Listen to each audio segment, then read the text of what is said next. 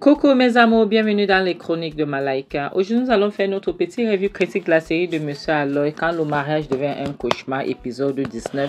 Ça commence avec la maman de Hans qui part faire une surprise à Clara dans son restaurant. Elle était tellement contente. Elle crie: maman, tu es là. Elle s'embrasse et puis elle dit: comment tu vas? Tu m'as fait une surprise. Comment tu vas?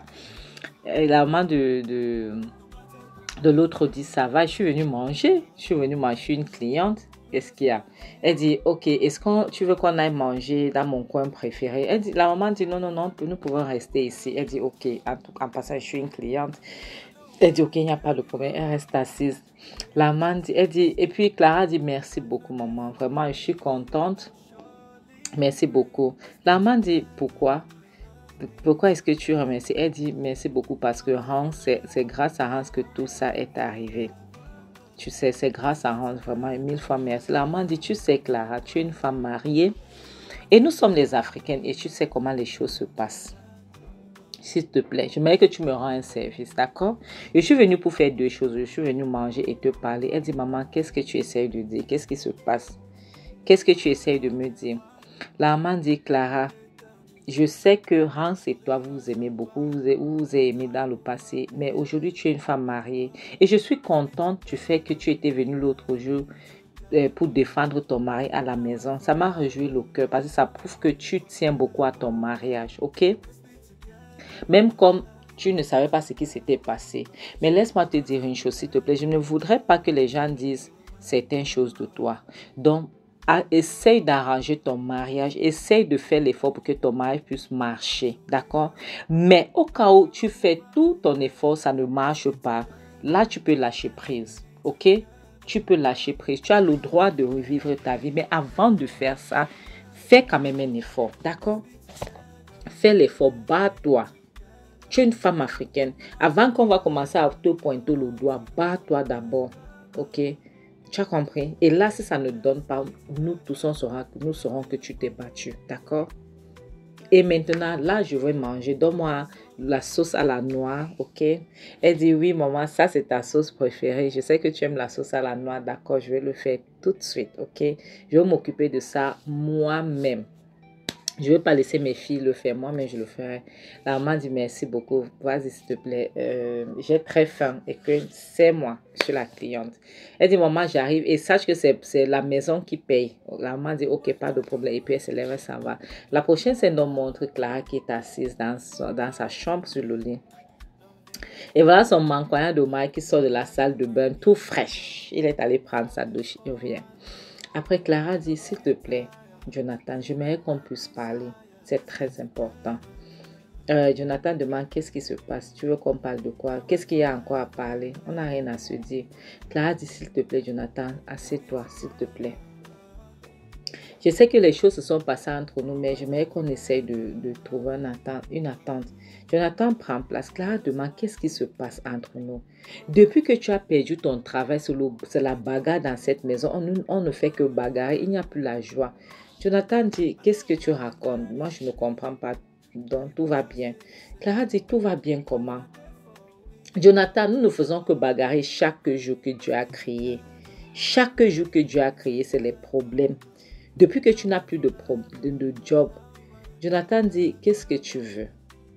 Vas-y, qu'est-ce que tu veux? Et parle vite, s'il te plaît. Elle dit: s'il te plaît, j'aimerais qu'on puisse trouver une attente. J'aimerais qu'on puisse faire en sorte que notre mariage puisse marcher. Je veux que ce mariage marche. Je suis fatiguée qu'on se bat comme ça à tort et à travers. Jonathan dit: tu veux que ce mariage marche? Et je ne comprends pas. Tu ne dis rien. Elle dit: ce que je veux, c'est que toi et moi, nous puissions arranger notre mariage. Jonathan dit: ok, si c'est ce que tu veux, je t'écoute, mais sache qu'il y aura les choses, il y aura les conditions. Elle dit: les conditions? Comment ça, les conditions? Tu veux mettre les conditions? Tu veux me conditionner? Jonathan dit: oui. Si tu veux en réalité que ce mariage marche, il y aura deux conditions. Si tu es prête à m'écouter, ok. Et si tu peux le faire, ça va. Elle dit: deux conditions. Deux conditions. Attends, pourquoi est-ce que notre mari devrait avoir les conditions? Jonathan, donc tu n'es pas fatigué de ce qui se passe Pardon, ce qui se passe là. Elle dit, ok. Jonathan, vas-y. C'est quoi les conditions alors? Jonathan dit, d'accord. J'aimerais que tu m'écoutes attentivement. Pour que le mariage s'image, première condition, tu vas devoir éviter Hans.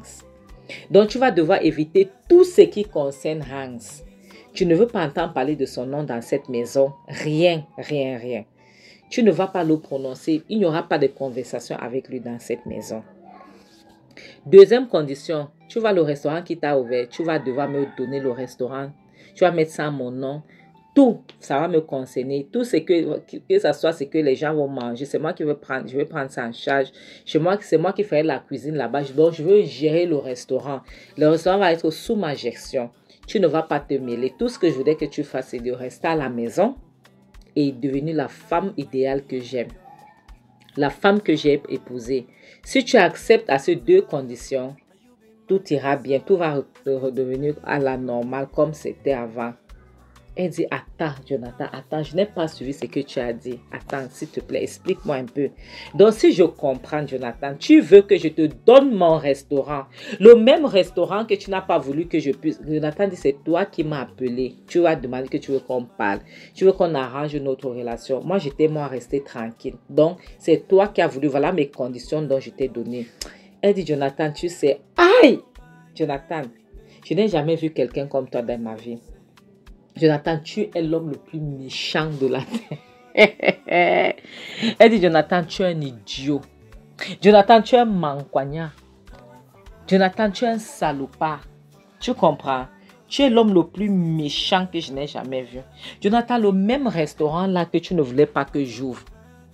Tu veux que je te donne la gestion de mon restaurant, Jonathan. Donc, tu me dis qu'il y aura la paix, sauf si c'est toi qui gères mon restaurant, Jonathan. Le restaurant, là, Hans, tu dis que je ne dois pas approcher Hans. Mais toi, tu veux gérer le restaurant que Hans m'a ouvert. Jonathan, tes égos sont là, ils passent leur temps à se battre pour souvenir aux besoins de leur famille. Toi, tu es là, tu fais la concurrence avec quelqu'un. Si ce n'était pas cet homme, c'est que la famille nous aura déjà tués. C'est qu'on ne devait même pas avoir où habiter. C'est que toi et moi et notre fille, on dormait dans la rue. Hans, Jonathan, tu n'as pas honte. Tu n'as pas honte, Jonathan. Tes égos sont là, ils se battent. Toi, tu es là, tu viens discuter. Tu es un manquagna. Il dit, tu es en train de m'insulter. Tu es en train de m'insulter, Clara. Je n'aime pas ça. Tu sais très bien que je n'aime pas ça. Arrête de m'insulter parce que c'est ce que tu es en train de faire. Clara dit, Jonathan, je ne t'insulte pas. C'est les choses que tu dis qui sont les propos dans les propos comme ça dans ma bouche. Et il répète que Clara, je t'ai interdit de m'insulter. Clara dit, Jonathan, je vais t'insulter, tu es méchant. Tu penses que c'était Clara d'avant qui était bête là, que j'écoutais tout ce que tu me dis. Jonathan, aujourd'hui mes yeux sont ouverts, j'ai ouvert mes yeux, Dieu a ouvert mes yeux, Jonathan. Tu n'auras pas cette maison. Tu as compris, non? Jonathan, tu vois ces restaurants, Jonathan. Tu n'auras pas ces restaurants. Tu as compris? Je vais gérer mon restaurant. Si le mariage veut se gâter, que ça se gâte. Ça n'a qu'à se gâter. Je m'en fiche. Tu as compris? Je m'en fiche, Jonathan. Chacun peut rester de son côté. Oui. Dorénavant, chacun peut rester de son côté. Que le mariage se gâte, Jonathan. Je n'ai rien à cirer. Je n'ai rien à foutre. Est-ce que tu as compris? J'en ai marre. Jonathan dit, donc tu es prête pour que le mariage se gâte. Tu t'en fiches. Tu veux vraiment que ça se gâte. Hein? Tu ne veux, donc, au lieu que tu arranges, tu peux faire. Elle dit, Jonathan, que ça se gâte. Tu as compris ce que j'ai dit. Si tu n'as pas suivi, suis-moi bien. Jonathan, je ne te donnerai jamais mon restaurant. Tu as compris? Tu n'as même pas honte. Tu me fais pitié. Regarde-toi. Les autres se battent pour s'occuper de leurs femmes. C'est un autre homme qui t'aide pour t'occuper de ta famille. Jonathan dit, ne m'insulte pas. Tu es en train de m'insulter, je n'aime pas ça. Et dit, Jonathan, je vais t'insulter. Tu mérites tous les injures de la terre. Pour ce que tu as ouvert ta sale bouche pour dire, tu mérites les injures de la terre. Elle se lève, elle crie, venez voir, Jonathan, tu n'as pas honte. Elle se retourne, elle dit que reste là-bas, tu n'auras rien. Tu n'auras rien. Elle sort, Jonathan dit, c'est quelle femme ça? C'est quelle qualité de femme ça?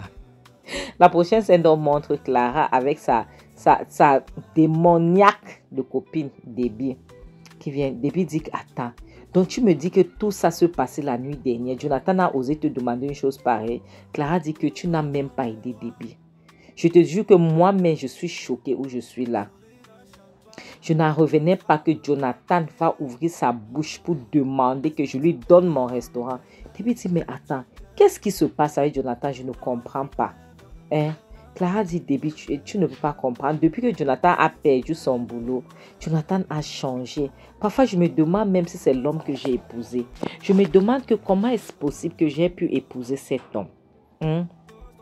Debbie dit, qu'est-ce que tu veux par là dire? Qu'est-ce que ça veut dire? Elle dit parce que Jonathan a changé. Jonathan d'avant, Jonathan c'était un bosseur. Malgré son boulot qu'il avait, Jonathan trouvait le temps pour faire les business d'à côté. Jonathan trouvait le temps pour jongler, tu vois, pour s'occuper de sa famille. Jonathan faisait d'autres business, pas les trucs illégaux, les trucs légaux, tu vois. Il faisait en sorte qu'il fait tout pour nous. Mais maintenant, aujourd'hui, c'est le contraire. Jonathan est devenu paresseux. Donc, il est devenu le contraire de ce qu'il était. Début dit, tu vois, certains hommes, lorsqu'ils perdent la main, c'est comme ça qu'ils deviennent, et surtout lorsqu'ils voient que leurs femmes sont en train de progresser. Donc, du coup, ils deviennent paresseux. Ils deviennent très paresseux. Ils ne veulent plus payer la facture. Ils ne veulent plus rien faire. Donc, les rôles s'inversent. Du coup, ils veulent prendre la place de la femme et que la femme doit prendre la charge de l'homme à la maison. Donc, je pense que c'est ce qui se passe avec Jonathan. Mais si tu essayes de le punir, donc tu arrêtes de payer les factures. Tu vois un peu. Tu arrêtes de payer les factures. N'est-ce pas? Il travaille déjà. Laisse-le commencer à payer les factures. Si tu lui remets ses responsabilités, tu ne payes plus rien. Tu le laisses payer ses choses. Tu vois un peu. Tu l'abandonnes avec tout. Ça va le redresser. Et Clara dit, je ne peux pas, je ne sais pas comment je pourrais faire ça, je ne pourrais pas. Parce que j'ai peur qu'il abandonne toutes les factures et puis finalement, ça devient trop. Début demain, toi tu penses qu'il va prendre ses responsabilités comment si tu es là toujours pour le caresser le dos. Donc tu dois le laisser, c'est un homme, il doit prendre ses responsabilités. Et il doit faire les choses qu'il est censé faire. Tu ne peux pas prendre ton temps à le cajoler tout le temps. Hein? Tu ne peux pas faire ça. Okay. Et en passant, tu ne peux pas énerver Hans. Hans, c'est celui que Dieu a envoyé pour t'aider. Essaye d'arranger vos problèmes. Essaye d'aller le voir. Tu lui demandes pardon. Parce qu'au lieu de traîner comme ça, tu ne parles pas, tu te plains. Tu vas faire comment? Parce que depuis, tu dis qu'il ne vient plus dans ton restaurant. C'est sa secrétaire qui l'envoie pour acheter la nourriture. Et tu ne peux pas demander les excuses. Pourquoi? Elle dit qu'elle ne sait pas. Mais elle va essayer quand même. Elle va aller dans son bureau pour demander les excuses. Debbie dit, tu dois te battre. C'est ton sauveur là-bas. Imagine que Hans n'était pas dans ta vie. Tu allais faire comment? Elle dit, Debbie, je te jure. Dieu seul sait, je ne sais même pas. Sincèrement, je veux trouver un temps. Debbie dit, tu n'as qu'à trouver un temps. Debbie dit, en passant, aujourd'hui, je ne travaille pas. Tu vois, je vais rester là. Je vais t'aider un peu, ok? T'inquiète. Je vais rester ici au restaurant pour qu'on essaye de voir ce qu'on pourra faire, d'accord? Ne te dérange pas, ça va aller. Elle dit, oui, Debbie, merci beaucoup. Debbie dit, je suis là. Tu sais que je serai toujours là pour toi. Menteuse. Je serai toujours là pour toi. Tu vois, ne stresse pas.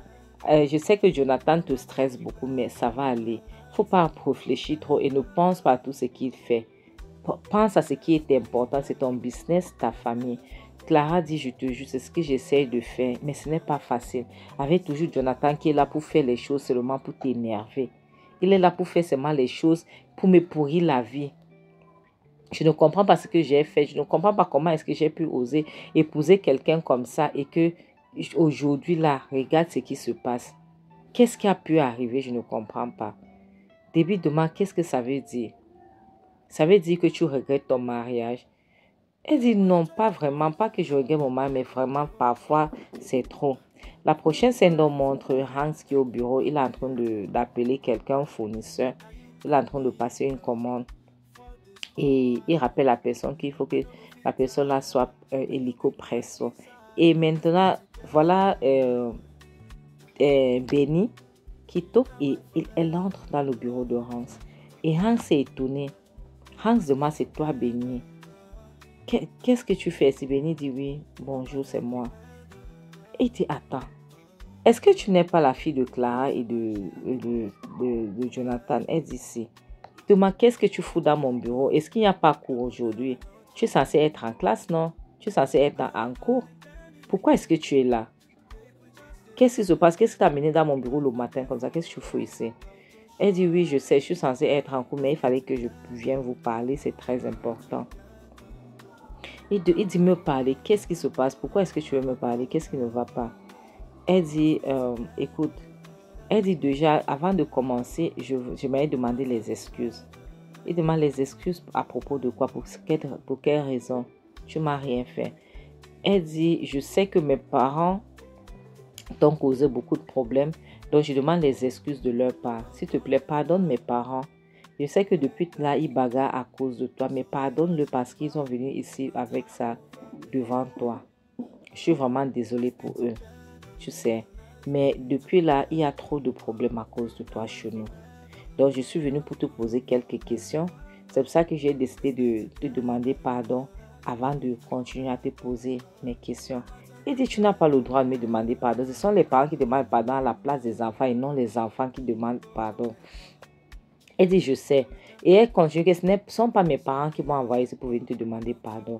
Il dit, Béni, je ne suis pas confortable avec toi ici dans mon bureau. À pareille heure, ok? Pourquoi est-ce que tu viens me demander pardon? Tu n'es pas censé le faire.